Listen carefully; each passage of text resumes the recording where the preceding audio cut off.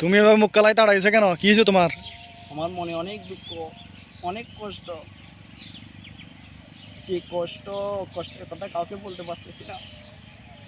না পারছি সইতে, না পারছি বলতে। কি সমস্যা? আজ বেকার বলে এই অবস্থা আমার।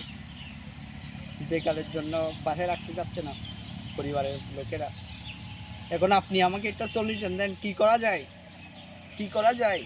এটা সলিউশন দেন।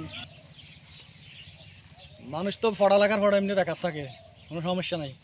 পরিবারে ফেরা সবার থেকে আছে। তুমি একটা কাজ করো, তুমি একটা চাকরি খোঁজো প্রাইভেট স্কুলে, দেখবে তোমার অনেক টাকা হয়ে যাবে, অনেক টিউশনই পাবে। বুঝছো? মন খারাপের কিছু নেই। আমার কথা বুঝতেছ? হ্যাঁ, হ্যাঁ। পরিবারে এরকম বলে পড়ালেখার পরে, কারণ তারা তোমারে অনেক টাকা খরচ করিয়া পড়ালেখা করাইছে। তুমি